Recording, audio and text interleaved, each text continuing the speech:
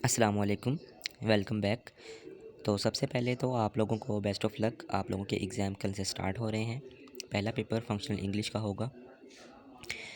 अच्छा, बहुत से बच्चे अभी भी डिस्टर्ब हैं कि एक दिन में अपनी जो होल बुक है उसको कैसे रिवाइज़ किया जाए फंक्शनल इंग्लिश की। देखें, टेंशन लेने की कोई ज़रूरत नहीं है आप लोगों को। आपने जितना भी रिवाइज़ कर लिया वो इनफ है।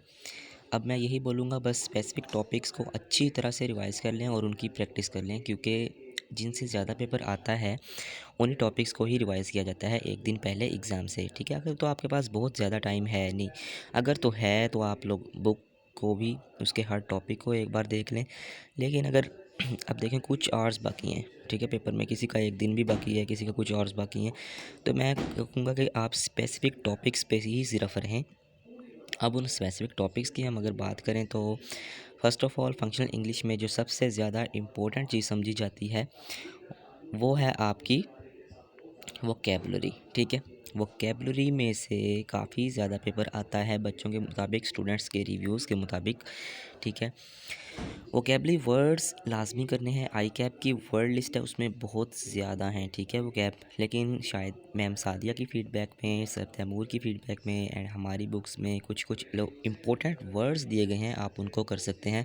और ये सारा मटेरियल आपको इसी वीडियो की डिस्क्रिप्शन में मैं लिंक दे दूँगा, वहाँ से मिल जाएगा, ठीक है? वोकैबुलरी आपने लाज़मी करनी है। उसके साथ-साथ सिनोनिम एंड एंटोनिम्स, ठीक है? ये सिनोनिम्स एंड एंटोनिम्स भी बहुत इंपॉर्टेंट हैं। लास्ट टाइम जो पेपर हुए हैं दिसंबर अटेम्प्ट में, उसमें 7-7 या 8-8 सिनोनिम्स पूछे गए और 2 या 3 एंटोनिम्स, तो इनको मिला के 11 मार्क्स का पेपर या 12 मार्क्स का पेपर आता है, ठीक है? फिर ईडियम्स की बात कर लेते हैं। ईडियम्स भी लास्ट टाइम पूछे गए, 2 मार्क्स के, 2 या 3 मार्क्स के ईडियम आते हैं, ये भी आपने लाज़मी देख लेने हैं। लेकिन ज़्यादा ज़ोर आपका वोकैबुलरी और सिनोनिम्स एंड एंटोनिम्स पे होना चाहिए। अगर तो आप इम्पोर्टेंट की तरफ जाएँगे तो मैम सादिया की फ़ीडबैक में भी हैं और सर तैमूर की फ़ीडबैक में भी दिए गए हैं, ठीक है?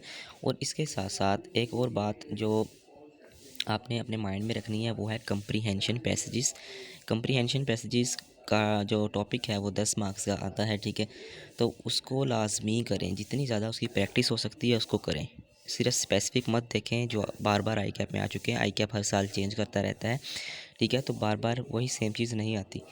तो उसको जितनी ज़्यादा प्रैक्टिस हो, मेरी बुक्स में 20 पैसेजेस दिए गए हैं, ठीक है? वो भी आपको डिस्क्रिप्शन में मिल जाएँगे।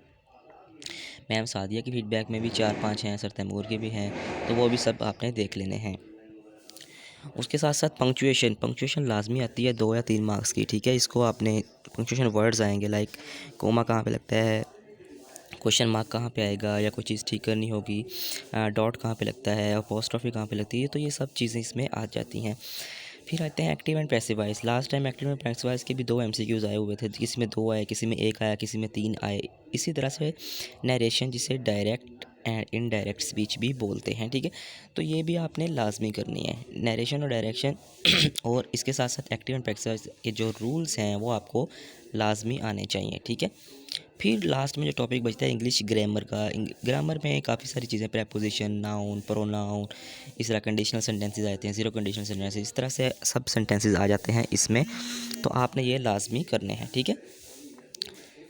तो best of all for your exams, इन पे लाजमी तवज्जो दीजिएगा और मेरा गैस भी इस वीडियो की डिस्क्रिप्शन में मौजूद है। 6 वीडियोज़ हैं, उनको लाजमी देखिएगा कि कौन कौन से वर्ड आई कैप में आ चुके हैं। 1-2 मिनट की वीडियोज़ हैं सब, और आपने सब बुक्स भी लाजमी देखनी है जो इस वीडियो की डिस्क्रिप्शन में लिंक दे दिया गया है। वीडियो पसंद आई है तो चैनल को जल्दी से सब्सक्राइब कर लें ताकि आपको नेक्स्ट अटैम्प्ट की सारी फीडबैक्स के यहाँ पे लिंक्स मिलते रहें। Thank you very much.